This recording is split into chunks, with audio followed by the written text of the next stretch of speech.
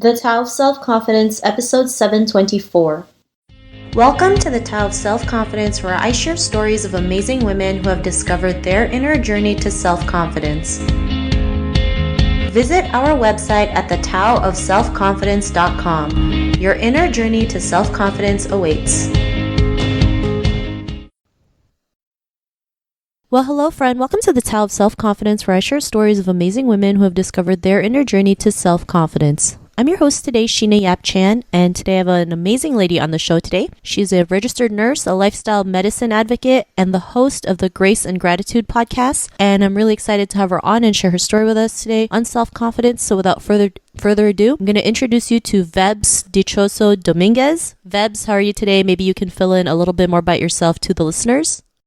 Well, sure. First, thanks, Sheena, for having me on. It's really a grace to be here. And aloha and mabuhay to all the listeners of the Tao of Self-Confidence. My name is Vebs, and I am the host of the Grace and Gratitude podcast. And I'm happily married to my husband, and I just recently moved here in Oahu, Hawaii. But 3 years ago, I was juggling 3 jobs all at once. I used to work as a healthcare professional, a marketing director in a financial industry, and as a virtual professional as well. I literally burned myself out. I lacked sleep and I was eating unhealthy foods and I was not really taking good care of my body and loving myself enough. And in 2016, I knew something had to change. So I took a leap of faith. I've decided to quit my jobs. I was living my dream, traveling to places, and was on a journey to finding myself. My life was really great and there was nothing to complain about, but deep inside, I just felt hollow and empty. And I would describe that state as emotionally numb, where I don't feel anything and I find my life meaningless. And that for me is one of the dark moments of my life. So I went again on a journey not to find myself anymore, but to rediscover myself and my purpose. And it gave birth to the podcast, Grace and Gratitude podcast, which has now been downloaded in more than 66 countries. And this is not to brag, but to inspire others that it's okay to step up and do things, even if you are afraid or even if you are not really sure what you are doing, because you'll never know how many lives you're going to touch. And I'm also a firm believer in the beauty and power of sharing our stories. That is also the reason why I love your show, Sheena. Awesome. Well, thanks for sharing that. And I'm glad you're here too, sharing your story today, especially what you've been through. Working 3 jobs, it's crazy. Most people, it's not normal. I know there are people who do that, but they don't realize that it really does take a toll on your health. You hear stories how people have died because of the stress of being overworked, having 3, 4, 5 jobs, not realizing that really can kill them. So it's really important. I know sometimes you got to do what you got to do, but health is important and you have to work on you and yourself and your health in the process. So I'm glad you were able to do that. And Vebs, what would be your favorite self-confidence quote?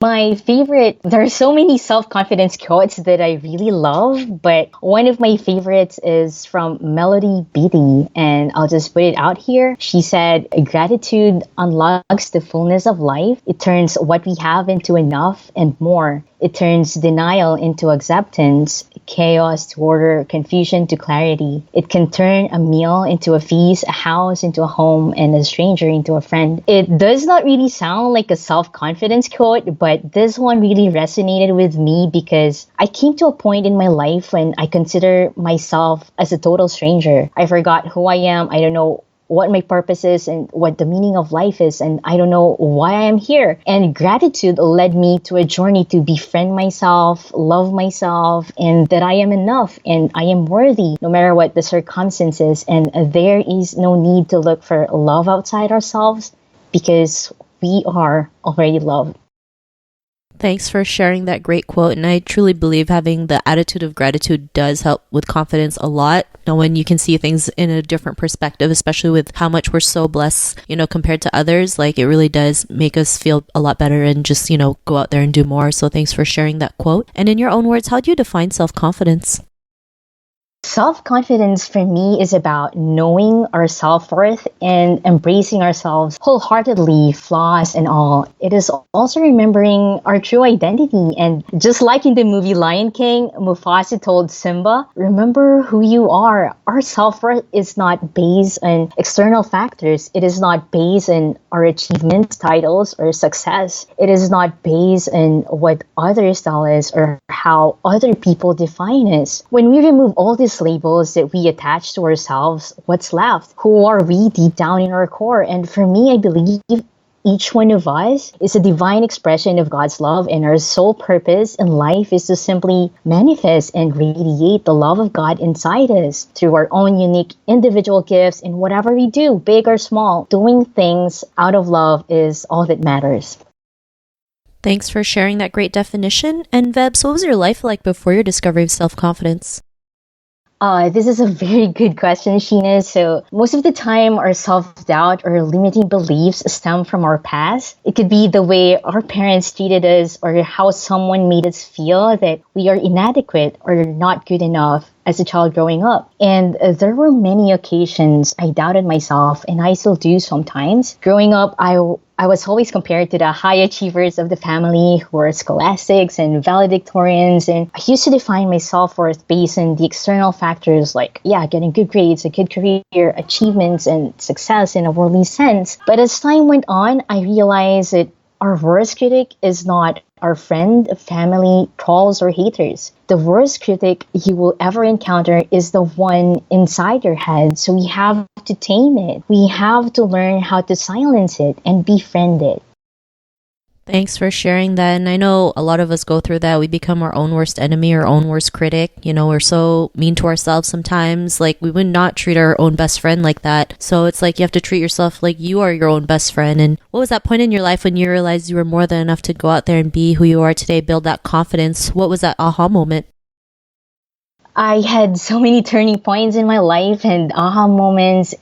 It's not a one-time moment, but a series of events in my life. I started reading books, I attended seminars and a soul spa, and gradually I learned to befriend myself and silence the voice and inner critic inside my head. But there's also one very significant event in my life that really led me to gratitude, self-confidence, and show up more fully in this world. In 2017, I was really down and I don't know the reason why, and I am not able to feel anymore. I felt I was a zombie and I just want myself to be drowned in my own thoughts. I don't want to go out there and mingle with other people or my friends, and I'm not really able to feel. And in clinical terms, they call it anhedonia, which is the inability to experience pleasure from activities you usually found enjoyable. And this is a common symptom of depression as well as other mental health disorders. And I really thank God for Melody Beatty because that quote that I mentioned earlier saved my life. When I saw that quote, gratitude turns what we have into enough, it was like a light bulb moment for me. I saw myself crying, and that is a good sign. And I was crying because I realized how blessed I was and how I was so preoccupied to look for